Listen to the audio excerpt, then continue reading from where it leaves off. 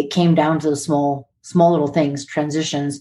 How do you position yourself in a workout? What's your setup position for a sprint? And so for me, the best way was to visualize it, close my eyes and see myself, and then actually go through it. And I think for me, that was something I did early on. I would even, write it sometimes on a notebook. What do I want to do? How's my plan of action?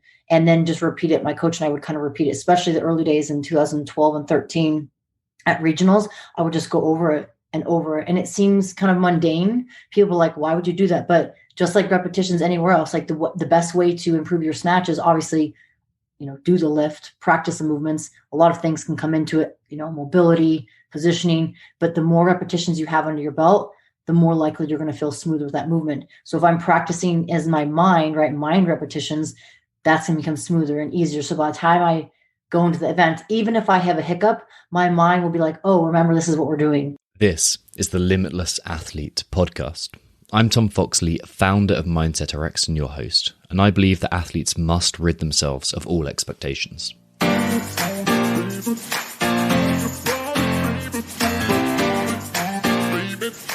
I don't know what's going to happen, but I'm willing to work as hard as I can.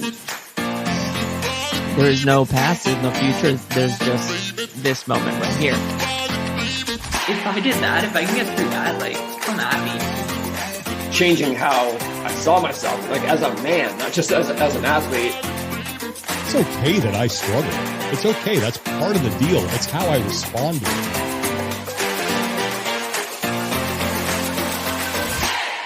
That moment you realize you're actually good at CrossFit is a double-edged sword.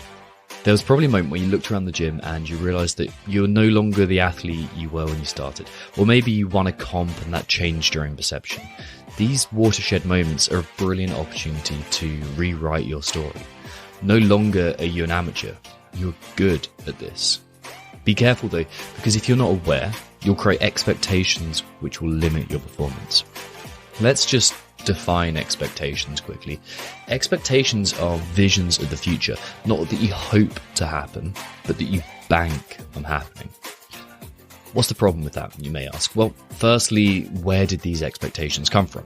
Was it what you consciously crafted for yourself and your own desires? Or are you assuming that the people you surround yourself with, your coaches, fellow athletes and family, now expect a level of performance from you? Are you worried that their love for you might diminish, their respect for you might diminish if you don't hit that? Implicit in this is the challenging idea, what if I let them down? Or does this come from fear? Fear of going back to the struggle. As we previously discussed in the show at length, fear-generated beliefs are often limiting beliefs. Expectations are too unyielding to be helpful. When you expect something to go a certain way, your sense of security is attacked when the anticipated result fails to materialize. Expectations create unhelpful pressure too. Our best performances happen when we're not overwhelmed by the amount of pressure we feel. So what's the alternative? Aspirations. Firstly, there's the aspirations of outcome-based goals. There's nothing wrong with saying, I aspire to get to the semi-finals. Then we have the aspirations of input-based goals. I will do everything within my control to go unbroken on the double unders. I will put full effort into planning my macros and recovery. Have high standards by all means. Have hope for your future. Aim high. Don't, however, hold on to expectations which will limit your performance. Today's guest, 7 times CrossFit Games athlete Margaux Alvarez, speaks so eloquently about many things in the following show. But the theme running through this, and something she is clearly highly adept at, is observing and refocusing expectations. Alongside expectations, we also discuss how the tragic passing of her sister changed the way she lived her life, what Margaux would teach an athlete on the cusp of reaching their next level, the biggest hurdle Margaux had to overcome in competition, and the balance of discipline and self-compassion. Now, here is the wonderful Margaux Alvarez.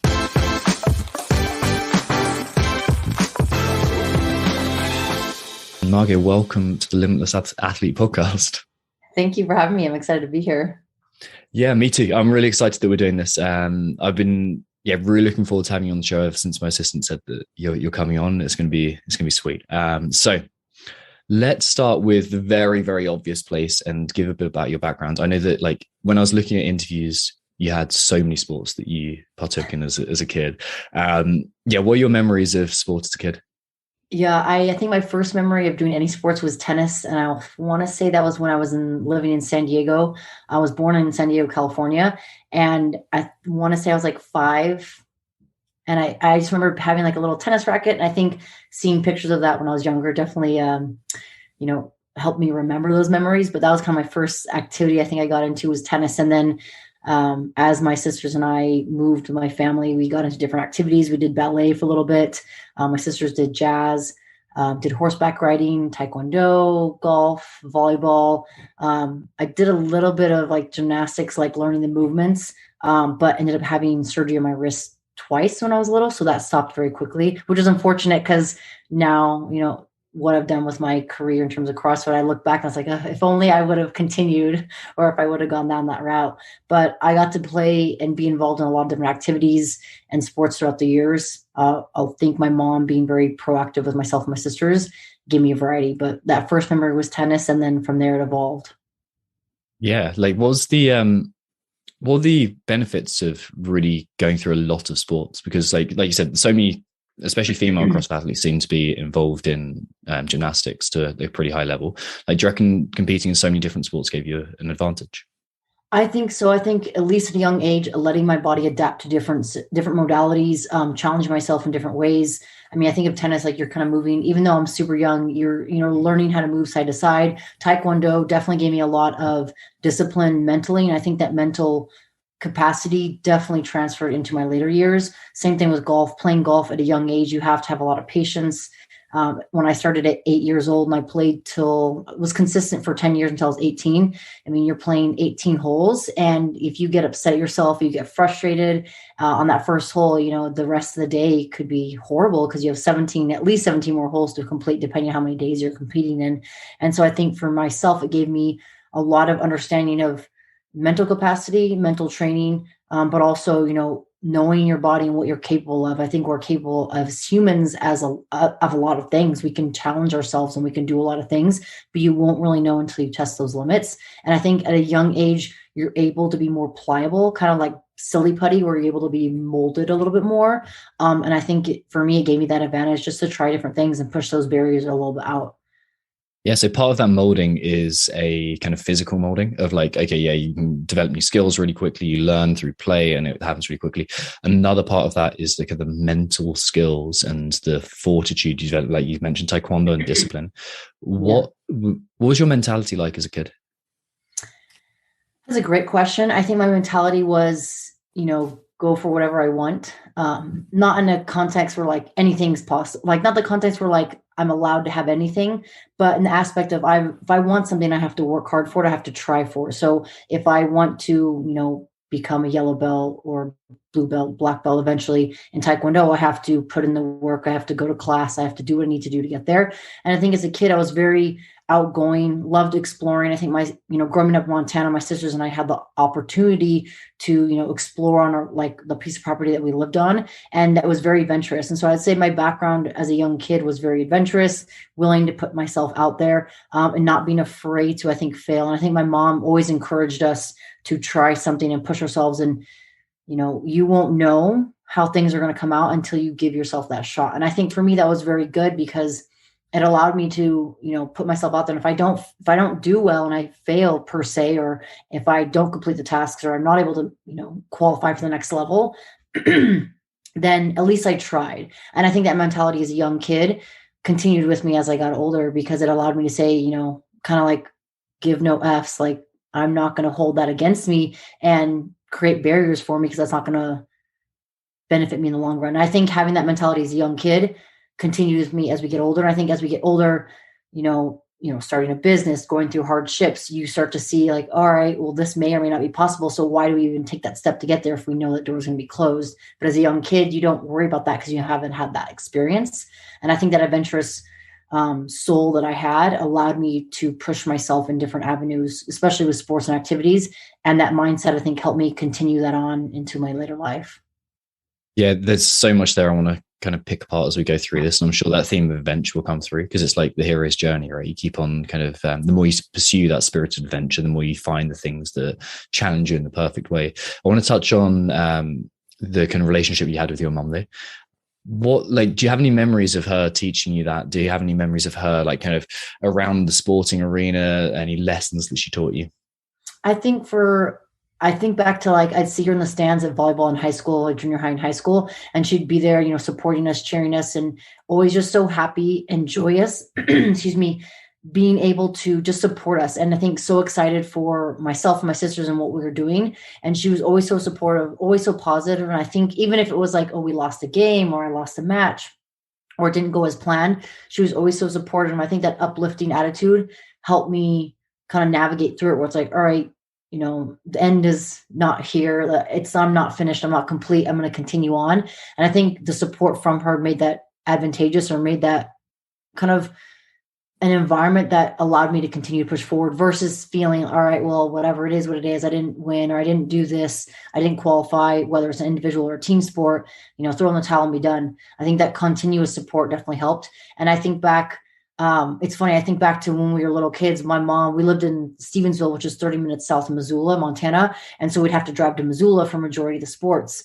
And so, you know, she'd load us up in the car, we'd drive there, she'd drive us around, we'd have to get like fast food on the way home for dinner sometimes, but she was willing to do what it was for us in terms of sports or activities. And I was like, man, like, if it wasn't for that sacrifice for her being able to do that, then I wouldn't, you know, have had that experience. And I'm so grateful for that. And I have a lot of friends now that have kids where they're, you know, driving back and forth to soccer practice or soccer games or gymnastics or ballet and all these other sports. And I was like, man, I don't think you realize the scope of what parents do. And I think for me, it allows me to reflect back and say, hey, like, I'm so glad I had that relationship with my mom, and her having that ability to take all of us, my sisters and I, to those activities.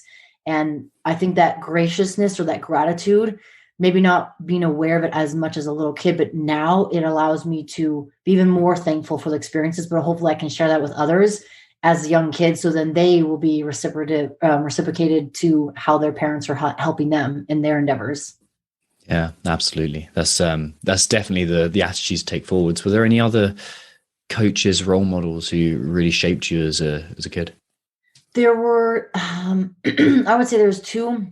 They were both kind of in the Taekwondo realm. One of them, Kim Siegler, she actually was my first instructor in Taekwondo. And I think her attitude was, you know, show up, do the work, push yourself, challenge yourself. Don't kind of back off if something's too hard. And she was the first one that I had as an instructor getting into Taekwondo. And the second one that I had, he was Chris Devine. He was a little more stern, we'll say, more direct, but he was the instructor I had when I was testing for my black belt. And he was, I would say, a little more, like I said, not harsh, but direct and to the point, but kind of no BS, no, you know, sunshine and rainbows, but straight to the point. But I think that helped me because it challenged me. I know I didn't pass with flying colors. I couldn't break the board that I needed to break for my test, but the words that he gave me was just something like, hey, like, you can't give up, you can't cry, and like, just be done with it. You have to be willing to get back up again and try again. Even if you don't break the board, you have to get up and try again. And so those lessons, I think at a young age, you know, I started Taekwondo when I was 8 and I got my black belt when I was 12.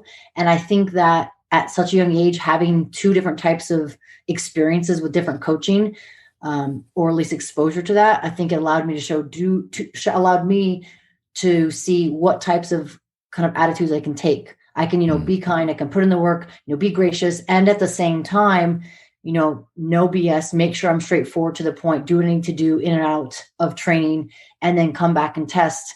And if I don't pass, then that's okay. I get up again. You know, I think people talk about falling and getting back up again, falling and getting back up again. And as much as that may be cliche, I think it's important. And that definitely falls into the business category once you launch a business. And I know you probably speak to this too. Like, there are a lot of doors that will be closed in your face. And if you always respond to like, oh, I can't do that anymore, then you'll stay in that room. You have to be willing to knock down a different door or a different barrier. And so I think those two instructors at a young age definitely helped me. And I think a lot of that mental game and awareness there in Taekwondo transferred over to golf, and then eventually CrossFit, and then eventually business. It's really interesting you're talking about the two different style or two different like elements of coaching, because like one thing when we're working with athletes or working with coaches on their mentality, I'm thinking, is there a balance of, it sounds kind of I suppose overly spiritual to say it, but it's that masculine energy and feminine energy, and that nurturing kind of softer, self-compassionate energy, and also the strict discipline. And it seems like you had that kind of that balance nicely. And we kind of live in this culture where I suppose the masculine is really suggested to be like the ultimate, and it's like discipline, pushing hard, and it's really valuable. But something people miss is that kind of that softer touch on themselves, occasionally being a bit more compassionate to mistakes and forgiving to themselves if they screw up, for example. How have you found the kind of the balance and the interplay of those two mentalities in your life? It's a great question as well. And I think for me, excuse me, a lot of it's been practice.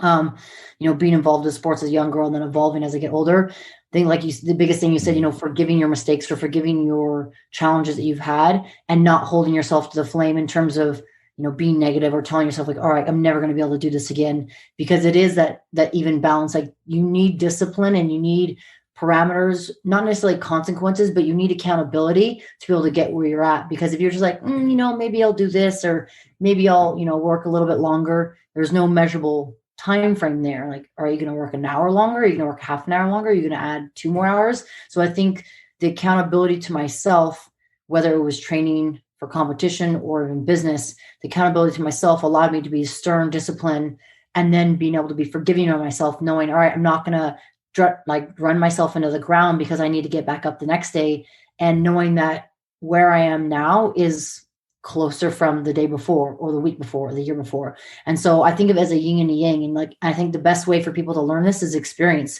and time, just like repetitions and anything else. Time of repetitions under your belt of experience and exposure to different challenges.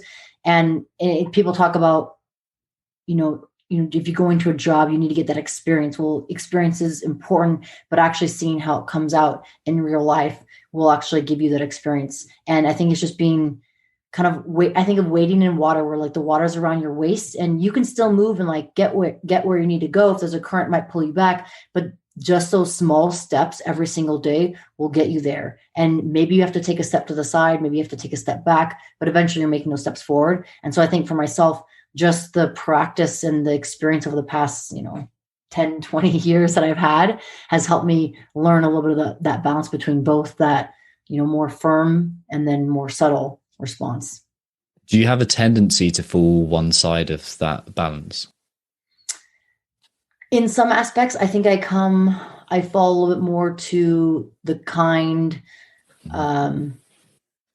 aspect. I think of my mom where I'm more so in that realm where it's more relaxing or more, hey, it's okay, don't hold yourself to the flame. And I think over time, I think I was more like that in the beginning. And then over time, I've become, all right, I need to be accountable. I'm willing to put in more work. I need to have certain deadlines, or I need to be more assertive to my needs. Because if not, then they're just going to get pushed to the wayside. So I think for sure when I was younger, I had a little bit more, and even maybe not younger, but like a few years ago, a little bit more of that compassionate understanding, which I still have. But now I've leaned a little bit more to the other side where I think if I want to get results, I need to put either a deadline for myself or for others, or I need to say, hey, I'm looking to get into, more wine shops. What is that going to be required of me, or what are you looking for so I can have more of an output so that desired outcome of getting into more shops is acquired. So I think I've leaned more to the other side now, slowly getting there. Nice. Did you learn anything in childhood that was like you found unbeneficial for competing? Like, because sometimes, for example, in golf, right, there's as I found last week, you quite often crush a drive down the center of a fairway and you're on for the best hole of your life, and then you just shank the worst shot of your life and it flies off into the rough. And it pays to like take one shot at a time, be very forgiving, and kind of, okay, it's just one shot, and once one shot's been, it's the next shot. Obviously in a 3-minute workout, that is not the mentality to take. It's just like, I made a mistake, okay, I've got to crush it and push and use that as a fuel. Did you find any strategies that you had to like, or tendencies that you had to overcome as you progressed through competing? I think in certain tendencies, I think I had to be able to push it. I had, like you said, that you have a 2 to 3 minute workout. I had to push past my current comfort zone of what I would do in the past. I had a lot of experience golfing. And so the ability to take as much time, 4 to 5 hours on a course, you can fix some mistakes. Hopefully, if you shank a ball, like, all right, next hole, I need to get a little bit closer. I need to have, one on the green so I can hopefully get a birdie. And I think that mentality, when that came into competition, I had to be able to learn to change when I needed certain attitudes or when I needed to turn it on. If it's a quick, fast workout, my execution needs to be quick, fast, to the point, not la-di-da, where I'm taking my time, being more methodical. There are workouts and there are executions of that stature and of that nature, but that's where I had to challenge myself, especially within the CrossFit realm, is you have a variety of tools in your shed. Which one are you going to pull out for which workout or which event? And I think learning that as I went along. In the beginning, it was, hey, I need a wrench, but I pull out a screwdriver. I'm like, well, that's not the right thing I need. So then learning to, be able to change that was something I kind of came about over the years. But now I feel it's a little more refined at least within the CrossFit competition realm. But that was definitely something I had to get through. And it's just like, on a trail, you're climbing up, you're climbing down, figuring out what's best. And the best way is, make those mistakes, learn from them, and then apply that knowledge going forward. Did you find any strategies to help you really find that kind of, I suppose, the limit? Like when you feel like you're holding back, was there any self-talk? Was there any visualization, any processes that you went through that was like, I'm going to make this count and I know how I'm going to do that? Yeah, I think a lot of it was visualization. I focused a lot either before the workout. I would try to visualize what I was looking for, the expectation. Then if I'm in that workout and things change or that event changes, or there's a new element that I've never done before and I've never resonated with, then I have to be able to shift. All right, what do I need to do? I need to be able to be pliable. I would usually have a plan, but sometimes those railings would need to come off the plan, and I'd have to navigate through that event or whatever I was trying to handle, whether it was one event, one a day, or multiple days. And so I think the ability to be dynamic and kind of flip the switch on a dime was something I had to practice and get better with. But the more competition, the more events I had, the more challenging situations I had, the more comfortable, we'll say in a way, more comfortable I got with it, because I feel like I'm this is what I'm going to do. This is my plan. This is how I'm going to get from A to Z. And that can be beneficial at a time. But if things, fall off the scale and you need to adapt, that was something where I needed to learn a bit more, but that helped me. And visualization for sure was a huge component. Yeah, I'd really like to dig into visualization then. Do you have a process? Do you have a specific technique that you follow? Like, is there kind of music that accompanies it? Is it something you're doing like once? Is you imagining stuff that goes wrong, stuff that goes right? Like, tell me about it. So usually when I visualize, I would close my eyes and I would just see how I wanted the workout or see how I wanted the event to go. If I'm focusing on what I wanted to happen, then more likely my brain would go down that path versus, if I fall off this, or if I miss the rope climb, or I don't grab this, if I slip off the paddleboard. So instead of focusing on what could possibly go wrong, I would just focus and visualize on what I wanted. And then I would go through the movements, maybe in like a little small circle behind an event. I'd go over to the bar, pretend to do a lift, and then move over to the next element, pretend to do something else. And so I'm kind of prepping my body to go through those movements, and even my mind. And I think the biggest thing from, the early days of competition, the transition from one movement or one element to the next was important, because that's where you could lose a second, 2 seconds. And as the competition got, more challenging and that room for error got smaller and smaller, it came down to the small little things, transitions.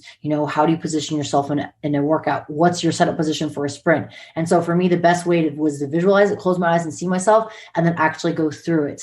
And I think for me, that was something I did early on. I would even, write it sometimes on a notebook. What do I want to do? How's my plan of action? And then just repeat it. My coach and I would kind of repeat it, especially the early days in 2012 and 13 at regionals. I would just go over it and over it. And it seems kind of mundane. People are like, why would you do that? But just like repetitions anywhere else, like the best way to improve your snatch is obviously, do the lift, practice the movements. A lot of things can come into it, mobility, positioning, but the more repetitions you have under your belt, the more likely you're going to feel smoother with that movement. So if I'm practicing as my mind repetitions, that's going to become smoother and easier. So by the time I go into the event. Even if I have a hiccup, my mind will be like, oh, remember, this is what we're doing. Perfect example was in 2013 regionals.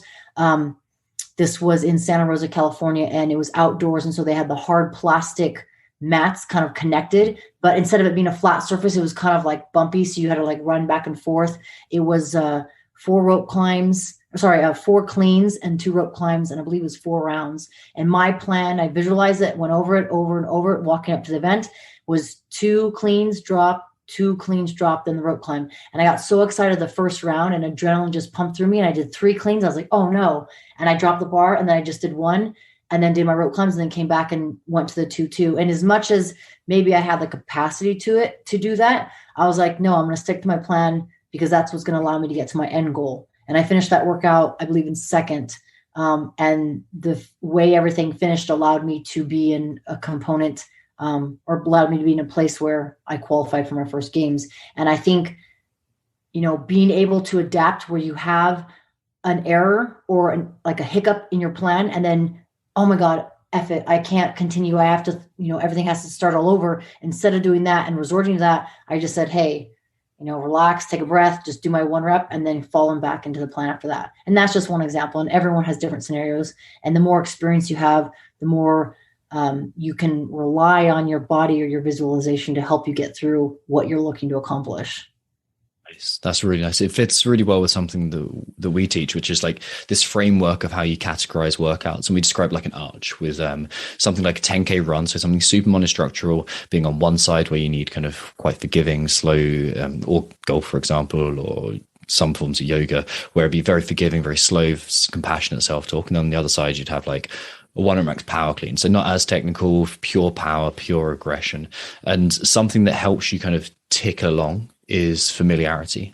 And the more familiar you are with an environment, the the more you can push and more you can be a little bit more aggressive, and the more you can kind of reach your intensity or the limits of your intensity. But the problem with that is that in some events, you're only going to get 1 shot at it. But if you can visualize it, there's part of your subconscious that goes, I've been here before.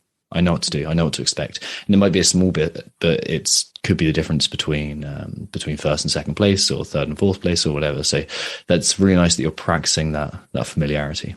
Yeah, thank you. I think it's important. I think a lot of people maybe don't see the value, or maybe at least in the, a couple of years ago, I think more people are seeing the value now of the mind game, not necessarily the mind game, but the mental aspect, the mental training, and how, a lot of what you're doing physically can be affected by how your mindset is. And another example is 2018 games when Dave Castro released, the marathon row. People were like, oh my God, this is going to be horrible. This is going to be terrible.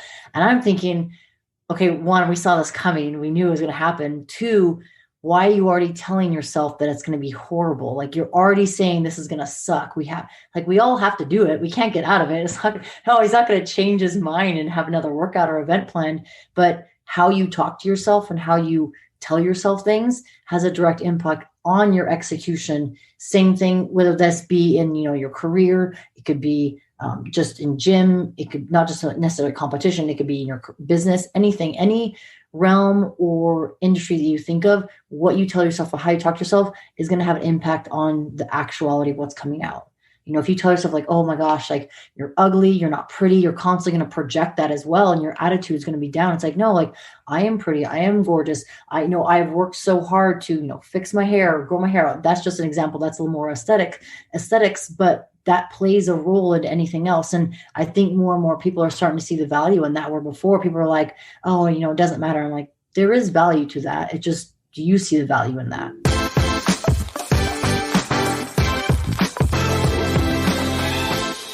Hey, if you're enjoying this episode, chances are you'll enjoy our free ebook, How to Stop Substandard Self-Critical Plateaus and Unleash Your Potential. It's a step-by-step guide to finding your mojo again and getting back to the athlete you know you can be. It's free. You just have to stick your email address in and download it. To find it, head to mindsetrxd.com/ebook. That's mindsetrxd.com/ebook. Now, let's get on with the show.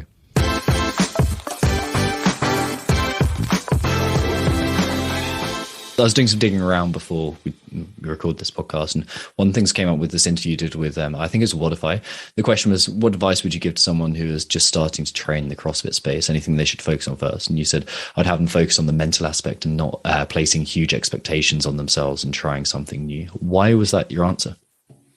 Because I feel like, especially a goal like that, getting to the games, there's going to be a lot more tests mentally than so much more physically. And I think the expectations, at least from my experience and talking to others, we as individuals and as humans, we put high expectations on ourselves, or we worry about the expectations that people are putting on ourselves, even though they're not putting expectations on ourselves. It's those expectations we think people are putting on us. So it's like, I don't want to let so-and-so down. I don't want to let my coach, my community, my gym down. And so to answer, I was like, the mind aspect or the mental aspect is so much more important, and the expectations can crush you physically and mentally, and wear you even emotionally and wear you down. And so that's where I feel like if that's someone's goal and that's what they want to get to, great. We all could do the physical work, but it's the mental work that you're going to do or not do that can have a direct correlation to your outcome of, getting to the games or qualifying. What expectations did you struggle with? It's good question. So when I first started, when I wanted to compete, I was like, I want to compete at the games with these ladies. Volunteering at the 2011 games, I was like, this is amazing. This is incredible. If they're there, I want to be there. Like, what can I do? And I think for myself, I didn't have necessarily any expectations. I think the first expectation I can really recall was 2012, where I was like, I'm going to go to the games. This is my year. I'm going to qualify. And if I look at like what I physically was able to do and what would be needed to get there, I wasn't at that caliber. But my mind was like, doesn't matter. I'm going to do whatever I need to do to get there.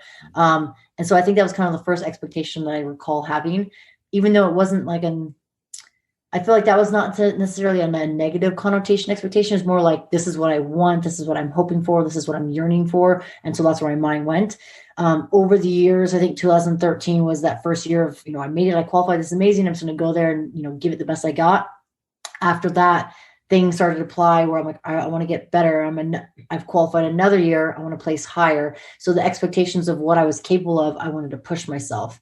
And that's where I had to really work to, separate, say, hey, like, this is the work that I've put in. This is where I'm at physically. I have to say, all right, where am I at? Strength, capacity, gymnastics wise. And then where do I want to be? I have to be aware and realistic. Not that I can't work hard for more, but that's where those expectations started to come in. And it's tough because a lot of those expectations become more in the training days when I'm be spending, 5, 6, 7, 8 hours in the gym. I'm like, man, like, I'm not getting stronger, or I want to be able to do more muscle ups. And I think it's very easy to go down to the negative aspects or the things that aren't working or the things that aren't as positive. Like, all right, man, I just got more muscle ups in a row. I just, PR'd my clean by 5 pounds, by 10 pounds. You kind of acknowledge that, but you're like, yeah, but I need this. It's like, okay, but don't forget this. And a lot of that I've been able to learn from, where now I tell people, you celebrate those successes because they're not going to come very often, especially when you get higher to the top of that pyramid. They're going to come few and far between, whether that's competition, business, whatever. Celebrate those, but also embrace those struggles, because those struggles and how you respond to them are going to help you get set up for the next success that you have. Whether that's standing on top of the podium or getting into a wine shop or launching your business, opening your store, whatever it might be.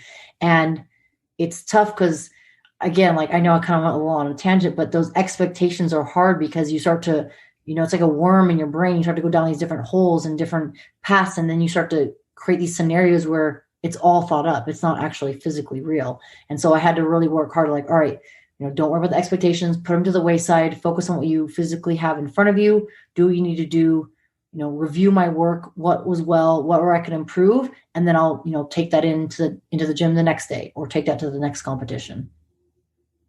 What I've found is there's this huge difference between expectations and hopes. It's like, I hope it's going to go this way, but as soon as I expect it to go this way, or this is the way it has to go, it's kind of setting yourself up for rigidity.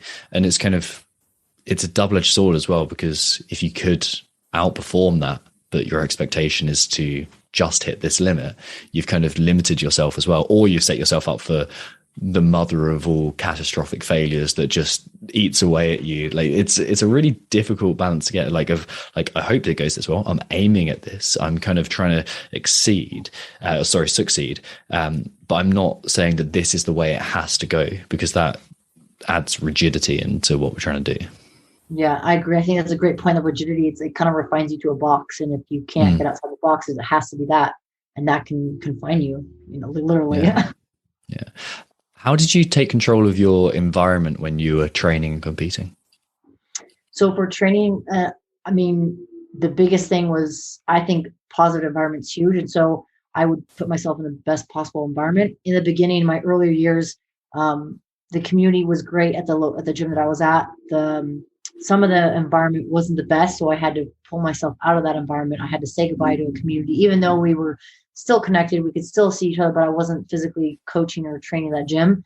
But for me to be in a better environment, I had to leave. And so I had to make sure that I was putting myself in the best possible environment, and having the most supportive people around me. So my coach and spouse, he was very adamant about that positive environment, and he could see the direct impact early on when, if it's not a positive environment and I'm, doubt is being thrown my way by individuals or by groups of people, it was going to affect me emotionally. And that in turn would affect me in the gym training. And so pulling myself out of environments were something I had to do in the beginning so I could change that. And then over the years, we tried to make sure I was in the best possible environment to train, whether that was in the gym or, outdoors at sand dunes or mountains or running, whatever it might be. And the biggest thing was just being around supportive people, or people that were supportive and wanting to be a positive role in my life or in the gym. And it sometimes, like I said, you have to say goodbye to certain people, certain areas, because certain individuals or certain groups of people, like a toxin, they just kind of taint the environment. And so to do that, you have to leave. And so I had to do that a couple times, or I'd say just probably once in the beginning.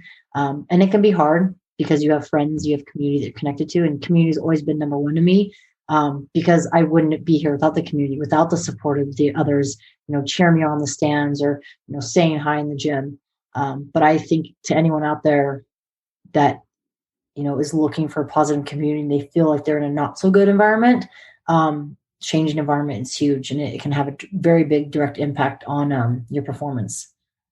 Feels like it can feel like such a risky thing to do, though, because you're stepping out into the unknown again.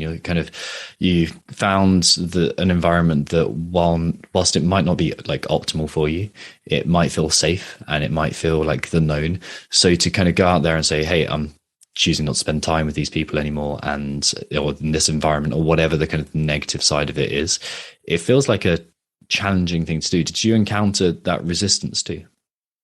In terms of resistance from people, or just resistance from, in terms of internal resistance to change? Okay. I think I was a little hesitant because it was more the leaving the community, leaving the people that were supporting me or that believed in me, and not feeling that I wasn't there for them or with them at the same time. So I think that was the hardest part, to leave an environment and go somewhere else.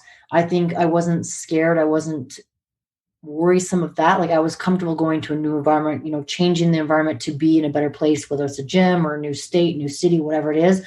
I was comfortable with that. And I think having that kind of adventurous spirit as a young girl, that allowed me to be okay with that or be comfortable with that. Like, I'm totally fine going to a completely new area, meeting completely new people.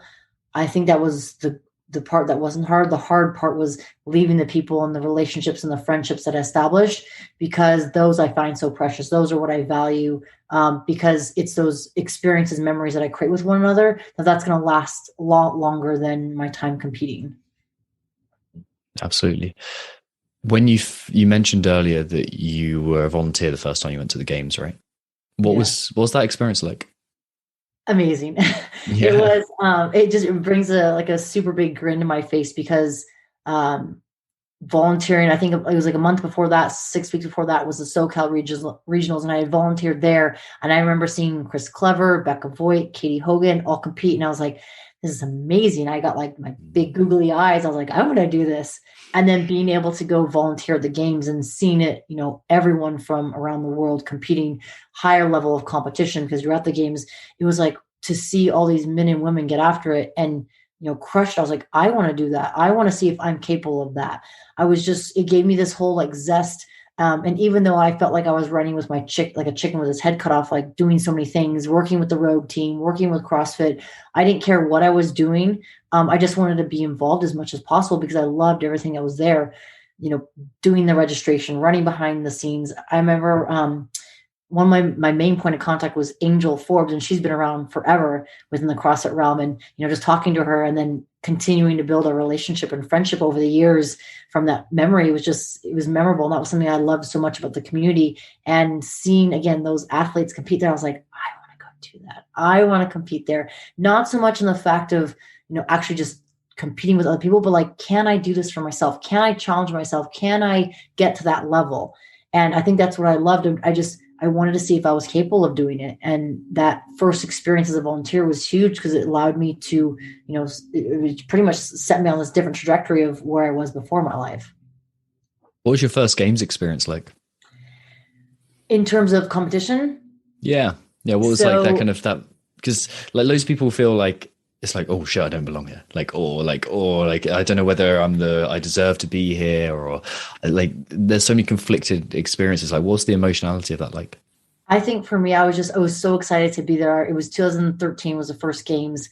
And I remember not knowing what we needed to do, where we needed to be, but just so like proud of my effort that I made it there, like having this goal and wanting to get there. And, 2 years later, actually stepping foot, qualifying and being there was like, amazing. And it makes me think of the Vegas Vacation movie where at the end where he's like, I won the money. I won. And it's this guy talking about this, ticket he won for, I think, bingo or whatever it was at the end.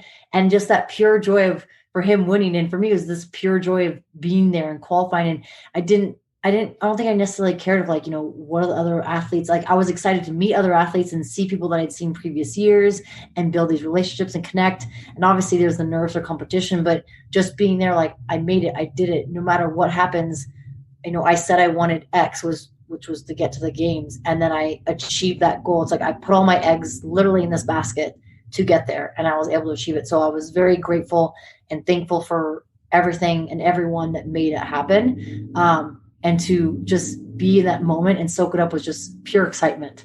Like I'm glad I can still enjoy that memory after year. But I think it was something just to be present. And obviously, as the years as that weekend went on, you start to think more emotions. Like, well, what's going to be? What are the workouts? Like, how's it going to feel like?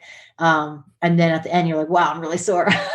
But it was so worth it. It was definitely just a joyous feeling. Yeah, you can see the excitement in your eyes. Like you can genuinely see like the thrill and the enjoyment of like, that was brilliant. Like it's really cool to see. Thanks. When you think back to competing, what was that?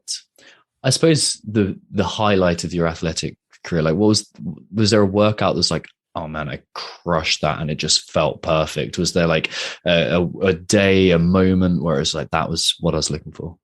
Yeah, I think the first experience was 2013. It was a 2007 workout in the stadium, like when the lights had gone, or the sun had gone down, lights turned on. And it started with like a 1K row, 25 pull-ups and 7 shoulder overhead, I think for 5 rounds. And it was kind of 2 reasons why. One was my butterfly pull-ups and kind of like all came together after all the practice I've done. So being able to do butterfly pull-ups for the entire workout, I think it was kind of like, that where like everything just feels amazing. And then being able to finish the workout and cross the line and get to the end before the buzzer, that was just phenomenal. And I think right after that, people in the crowd like screaming and yelling and like wanting to give high fives. So I would go up to people and like just gave them high fives and fist bumps and like seeing people in the crowd that you don't even know. But you all do CrossFit together. You all know that feeling of when you finish a workout. So being able to celebrate that with the lights on, it was just this vibe and this energy. And I'm getting goosebumps right now talking about it. And I think that was one of the first moments where it was just like everything kind of came together and, went to plan per se, but it was just that experience and that moment that I captured in time. It was very fulfilling, we'll say. That was probably one of the best experiences and first experiences there. What does it feel like when you are competing at that level? Good question. I would say a couple different things. It feels like when you're in the moment, in the midst of the competition, at least for myself, I'm focusing on what I'm doing, whatever event that I'm at. There's this high level, obviously, competition of everyone. You're kind of all around the same, fitness level per se. And it's just, you want to perform as best as possible. You want to have everything on par. So you're kind of hyper-focused in a way. Breathing, execution, where am I going to step up for my rope, or where am I step up for my bar? And I think there's a lot of things going on. So in the moment, I feel like it's almost like a hyper zoom where there's so much going on around you, or even like a hurricane or a tornado. You're calm in your mind. There's chaos on the outside, right? Breathing, you're pulling, you're pushing, you're running, whatever it is. But inside, you're trying to stay calm. Not every event's like that, but that's what I felt like, at least in that moment. But also, I think majority of the competition, you want to be in that space mentally, because that's going to allow you to move effortlessly through something. And I always think of double unders, for example. Like double unders can be chaotic, right? You're whipping yourself, you're jumping. But if you can have a relaxed face, or like a smooth, relaxed kind of jaw, that allows you to embody that. And I feel like that's a movement that I can kind of describe to give to people. Not to have a picture of me doing double unders. You can see the body moving. My face is kind of relaxed. And I think that's the feeling that I get out there, at least for myself, during competition. Again, not every moment's like that, but the majority of it, when things are going well, that's what it feels like. The reason I ask is because I find that athletes who are struggling to get to that kind of what is now semifinals level, what was regionals level, that kind of level, there's this misconception that's like, I need to be like fire and just crushing and like pure force, that kind of masculine energy that we were talking about earlier. But it's not that. But it's also not the kind of like just completely relax and give up. It's that kind of tension in the middle of those results. And like, whenever we ask athletes, and whenever we ask like any high performer, that's what it comes back to. It's that kind of middle ground. It's that kind of that effortless effort, like Wu Wei, like the Tao Te Ching says. It's like the kind of, it just flows, but it's not forced at the same time, but it's still got that kind of energy. So it's like, yes, fascinating to hear it. Yeah, and I think I think it depends too, and also who you ask. But I think, like we talked about before, like kind of the yin and yang, having a little bit of both, being able to be, kind of turn it on when competition is, and you're zoning. You want to fight for that top spot. You want to fight for that first place. You want to fight for that finish. And I think it's important to have that. And sometimes I didn't have that I think in my beginning, I didn't have that fierceness or that fire as much, because I was, this is amazing. I'm happy to be here. And my coach and I talked about that a lot. It's like, you got to be able to find that turn, that kind of switch where you kind of turn it on at certain times. Because when I'd walk around, I'd be myself, and say hi to people, take photos, smile, enjoy people, hug people. But then it comes to competition. You need to be able to say, hey, like, this is mine. If I want this, I need to be able to grab it. And I think of the marathon row in 2018, like, I had a plan to go in there, like, this is how I'm going to execute it. This is what I'm going to do. This is my event. I'm going to do my plan based on what I'm capable of. Both my teammate and I had this plan, and we're going to go out there and execute it. And it's like, you have to kind of, not that you have to go out and like take it, it's mine, but at the same time, it's like, I'm going to go out there and I'm going to do my plan. No one's going to be able to come do what I'm going to. Not that you need to be egotistical or narcissistic, but just more of a confidence in yourself. Like, hey, like, I have this plan. I've done something similar to like this in the past, and this is what I'm going to do. And to give reference, so it doesn't sound like I'm just putting stuff out there. The plan for 2018 marathon row was go out for that kind of hard in that first 2K, similar to what 2013 had. 2013 was a 2K row for time straight into a half marathon. So it was 2 scored events. So even though the half marathon or the full marathon was just one event, my teammate Whitney Glenn had it planned like, hey, like that first 2K, we're going to go out hard. And hard's relative, hard, but then we'll set everyone to the pace. It could have totally blown up on us. We could have gone out too hot, and we'd be, out of luck, we'll say, later on. But the amount of training, the amount of rowing that we had done, we knew that we were both capable of that. So that first 2K was a 1:55 pace for me, then a 2-minute pace, and then I settled into a 2:06. A little early, a little fast in the early beginning, but settled into 2:08 eventually, and it worked out. And then I won, and she got second. It's a good plan and well executed. To juxtapose that with the mentality that gets in the way, it's like the other side, the side that you don't want to be, is what's so-and-so doing? Oh, should I, like, walking up to the row and thinking, oh, like, what is my pace going to be? Like, where am I going to go? It's often the case that just having a poor plan but executing it with 100% confidence is going to get you so much further than changing your mind 1,000 times in the middle of a workout. For sure. And I think in the beginning, I would always have blinders, and I think it's important to focus on, what you're doing, how you're going to execute, because you don't worry about so-and-so. As I got more experience, I could kind of take those blinders off and say, I can be aware of the people around me, but I have no control over them. I can control myself. So I'm not going to put energy there, but I'm aware, like, hey, where am I at? How is that execution? How is that going to movement affect me? It's not, but how she moves forward, or, if she moves on to the next element, what's going to be for me. An example, this is kind of outside the CrossFit realm, but when I did the Titan Games in 2020, Kelly Stone was my competitor for the first 2 events.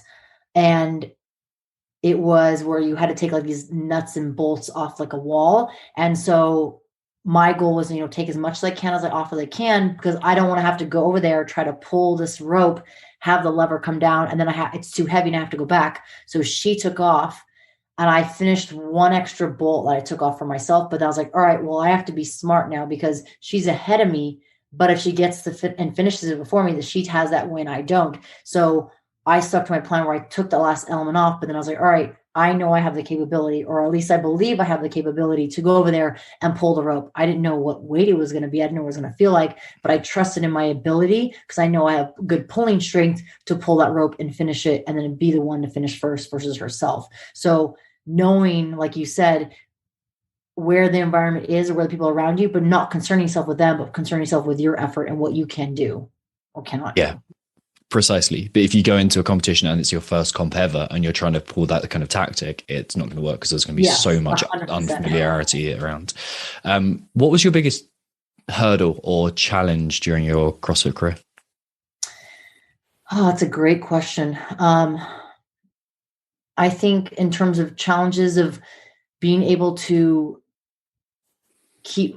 not let myself get inside myself in terms of my head, in terms of my competition, and being able to kind of pull myself outside of my head and put her to the side in a way where it's like, I'm focusing on this and not like the what ifs of this, what ifs of that creep in my head. And I think I did a pretty good job over my years, but I think as I got more experience and more time in the gym training and more competition on my belt, you start to think of like more possibilities of like, what about this and what about that?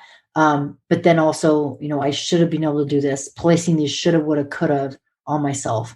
And I think learning to let that go, and that was probably one of my biggest struggles or hurdles kind of through the years of competition as more and more years went on. And I think that started to wear on me when I'm in the gym, where it's like, all right, well, I should be here. I should be doing this. Like, why haven't my strict handstand pushups gotten better? Or if they are getting better, like, why aren't they getting better faster? And I think trying to remove that out and not let it get to me, so I still enjoyed the competition. Because if I wasn't enjoying it and I wasn't enjoying training, then it's just going to make it hard, because that's where I'm spending most of my time, 6 to 8 hours in the gym, 5 to 6 days a week.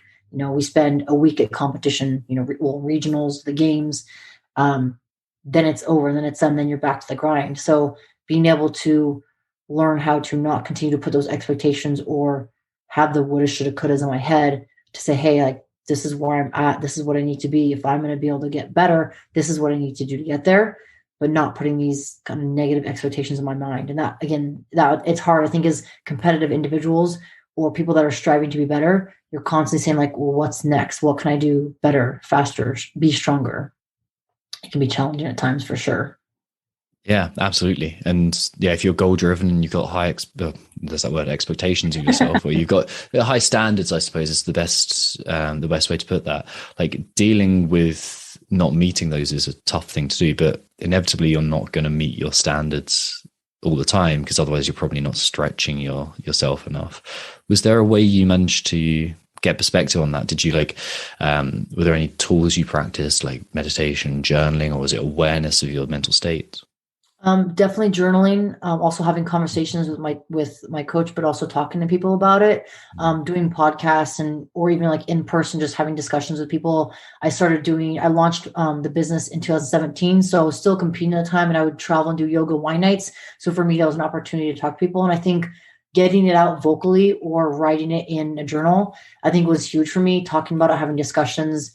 mean, sometimes discussions are 20 minutes, sometimes they're 2 hours, but I think for me, that was very beneficial and very helpful to reflect back. And I have a mantra where I talk about, review your work, and be patient. And I think reviewing your work is important, and looking back of how far I've come was a good reminder for myself. And I think, like you said, we have those high standards that we hold for ourselves, and we constantly be pushing that envelope and pushing that ceiling more and more up. But I think discussing and writing them out was very therapeutic in a way where I could get those thoughts and those feelings out and not feel that like, oh, I didn't reach a certain goal, or I'm not the best. And it's like, no, stop, take a moment to look and back to see how far you've come to where you're at now. Because, things can be way better. Things could also be way worse, but give yourself the accolades, or at least give yourself a pat on the back of like, look how much you've done in this X amount of time. And I think for me, that was beneficial. It was a way to say, hey, like, awesome. Like, congratulate yourself for the hard work that you put in, and appreciate what you did. And I think a lot of times we get so caught up in the next goal, the next competition, the next event, that we don't take a moment to celebrate. And then that moment passes, and then you never reflect back on it again. So I think that was very, very helpful. And I still journal now, and I highly encourage and recommend people, no matter what it is, that journaling and writing can be so beneficial and helpful. Yeah, I'm a massive journaling geek and advocate. So we'll jump into that quickly. But there's something you mentioned there, and we call it minding the gap. It's like the gap between where you are and where you want to be is the one that we spend most time focusing on. And it makes sense from like an evolutionary point of view. It's like, I've got to go out and get the reward, got to do the thing, because otherwise it's danger. But if you continually explore that gap, what's implicit in that is, I'm not good enough and I'm not there yet. Like, that's what you're telling yourself. But and it dismantles confidence like nothing. But if you look at like the other gap, it's, where have I been? Like, what have I done to get there? What challenges have I overcome? That's how you build confidence, because you can just look back and see all your achievements, all your successes, and sure, failures, but you're going to see failures that you've overcome and failures that have spurred you on to greater things. And I suppose the other thing that I wanted to mention there is, you talked about this process of getting stuff out of your head through conversation, and like, it happens the whole time in coaching calls with myself. Like, there's times I do zero coaching, but an athlete just talks, and it's like, no, that was a great call, thank you. And I'm like, I did nothing, you just spoke, and it's just getting it out of your head. It just like, it makes it a completely different experience. I agree. I think, and it's interesting, because I think a lot of people are like, oh, well, I don't want to talk the entire time, or I don't want to talk about myself. It's like, no, there's a time and a place. Like, sometimes you listen more, sometimes you talk more, but to be able to express those emotions. And some people don't like writing, and if you don't like writing, you could do like voice to text, like a notebook on your phone, whatever it is, but getting it out and expressing it, even if it's by yourself and you're talking to yourself, like, who gives an F if anyone's around, they see like, oh, this person's talking to themselves. Like, it doesn't matter. You're getting it out. And that's what ultimately matters, is like, what's best for you, and finding that niche, or finding that path that helps you get better, whether that's journaling, talking, conversation, whatever. It's so beneficial. And I think once people start to be okay with that, then they start to realize, and like you said, you call someone, they're like, all right, I just talked to you for 30 minutes and I didn't say a word. Sometimes nothing needs to be said. It's just expression. And sometimes I also think, at least for myself, is when I'm talking, I think of something, or something pops in my mind that I didn't even think of. And then it's like, oh, like a light bulb goes off. Or if I'm having a conversation and someone says, a phrase or a word, or say, hey, did you think about that? And it kind of makes you pause, and like, I didn't. And it allows us to, kind of like making a recipe, like come back to the scratchbook and like begin from the start and say, hey, maybe add a little bit of this, or maybe I try doing a little bit of that, and that actually will help better. But I 100% agree. It's very therapeutic and very beneficial for people to at least get it out of their mind, because, there's so much that goes on between our ears, and sometimes getting it out helps us clear our head. Yeah, especially in a day or a time when our default kind of timeout is scrolling through phones, and like, you're not really switching off there. You're not really expressing what you're feeling. You're still processing huge amounts of information. This 100%. Is going to be a little bit of actually pretty big kind of, I suppose, focus change, but it's something I really want to touch on. And if you want to skip it, if you want to move on, then we can absolutely do that. And the reason I find it so interesting is so many athletes have these kind of turning points, and so many people have these turning points in their lives where something major and significant happens. Like for me, it was the passing of my sister-in-law. She died when she was 32, and she just kind of, it just completely changed the way I lived my life. And there was so many, like, obviously I wouldn't wish it again. Like if I had the chance to like say stop, it would be stop. But there was so much kind of, and I learned some very important lessons from it that I wouldn't have learned otherwise. And something that comes up frequently when exploring your history is your sister passing. Do you mind talking about that and how that affected you? Yeah, not at all. So she passed away in 2008. And just like you said, I feel like if I could go back and change it and like wave a magic wand, I for sure 100% would change it. At the same time, it's like how I live my life and my outlook in life has completely changed because of her passing. She passed away. She was 20. She was very young, was starting to change the pivot of the path. She wasn't a pivot on the path that she was on, wanted to go to culinary school, was huge into cooking and wine and learning to make desserts. And I think seeing such a zest in life in such a young individual and having so much, love and compassion for people, it was very, it's contagious in a way where it's like, man, like I love that's how my sister is. And I love how joyous she is. And I think when she passed, it was very hard, very frustrating mentally, because my mindset then was like, how could you take someone that was about to, like change their path for the better, try to get onto a cleaner or a path that was going to allow her to find something more enjoyable or actually pursue her passion. And I think for me, it didn't make sense in the beginning because, isn't that what life's about, is figuring out what you love to do and, changing that life. And I think when she passed at such a drastic time, it threw me for a loop, and I was very challenged. I think I was lost for like in a way where even though I presented myself, I'm here, I'm supportive for my family and friends, I think I was lost in the sense where I wasn't sure what to do or where to go. And I think for me, exercise and fitness was a solace. It was a way to get out emotion. It was a way to, whatever I was feeling internally that maybe I didn't express with other people, it allowed me to get that out in sweat or tears or whatever it was, so that I could, find my way. And I think her passing shifted me to a point where like, hey, I want to honor her and honor her legacy and her life as much as I can. And to do that, it was, live life to its fullest, make the most of every single day that I have, because not every day is guaranteed. And that shifted me kind of to, I think, focusing more on fitness and as it be a solace. And then from there, it turned into other things. And I think she's guided me along the way through life. Her spirit or her soul or energy has kind of pushed me or helped me in certain ways that maybe I can't describe. And I think for me, one of the first dream that I had was flying back, because I was at school in Hawaii. I was flying back from Hawaii to Montana to come back and, see her do the celebration of life and everything. And she came to me in my dreams, and she was outside some Waikiki apartment complex that I couldn't see. And I ran over to the glass door and I opened it. Before I opened it, it looked super crazy, hair blowing everywhere. But as I opened it, it was very calm. It was very quiet. There was no noise. And I'm kind of like waiting for her to come to the door, and she's like, I can't come in, but I'm okay. And then I woke up in the dream. And I think it was her way to communicate to me that, wherever she's at, she's okay. She can't come back. She can't physically be here, but wherever she's at, she'll be fine. And I think it was in a way, kind of a sign to say, hey, like, you got to do what you got to do. You can't continue to hold on to her. You can't continue to hold on to what was, but you can remember the memories, you can remember the experiences. And I think for me, that was a way to help guide me forward and to say, hey, like I'm here, she's not here, but I can hopefully live for her, and enjoy experiences and, do what I need to do to hopefully share those with her. And I think it was definitely something that for sure changed my outlook in life. And again, like I would totally change it in the drop of a hat to go back and have her be here with me to experience this life and experience these memories. But I think it's something that has allowed me to open so many more doors in different ways, and hopefully share that with people, and hopefully guide other people that are going through hard times, and, share my story to hopefully help them. And if they're in a sticky point like that.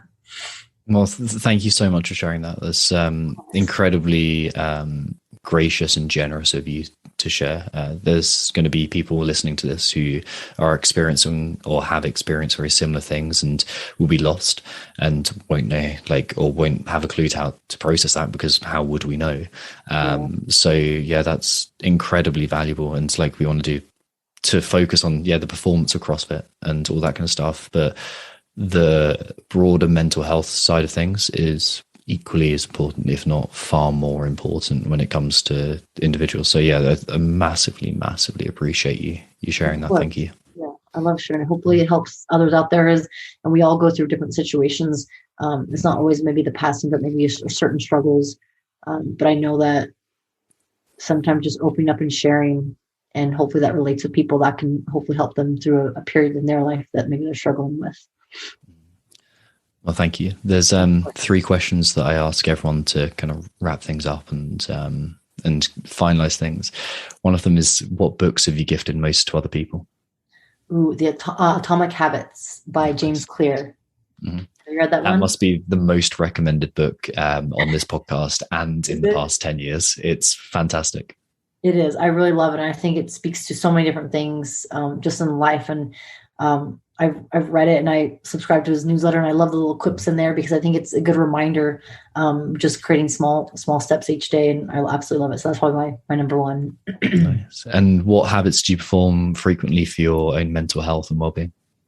Journaling for sure is definitely one of them. And then going out for walks, walks with my dog, but also sometimes not having music, sometimes having music, but the music I feel gives me, just like you feel so many emotions from music, not so much the words or the lyrics, but who it reminds you of, or the feelings you might feel when you hear the song, especially when it's outside and you see nature. I think that's definitely something I resonate with, is being outdoors. And so I feel like walks have been huge for me, journaling and walks. I've just thought of a bonus question for you. What wine should I be drinking right now? The goat wine. Of course. Of course. Where can I get hold of some? Is it available in the UK? It is not yet. Hopefully, I'm hoping to be able to ship in the future. But we have a lot of interest in the UK and a lot of people around the world. So hopefully we're going to be able to get to international shipping soon. Okay, cool.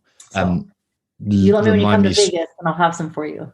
Oh, fantastic. I'll be there. Absolutely. Just for that. Remind me to put you in touch with some friends who have a New World wine importing company, and see if there's possibilities there. And then finally, where can people find more about you? So they can, if they have social media, Instagram, 321GO, GAUX, and then also have The Goat Wine on Instagram as well. And then I have my website, thegoatwine.com.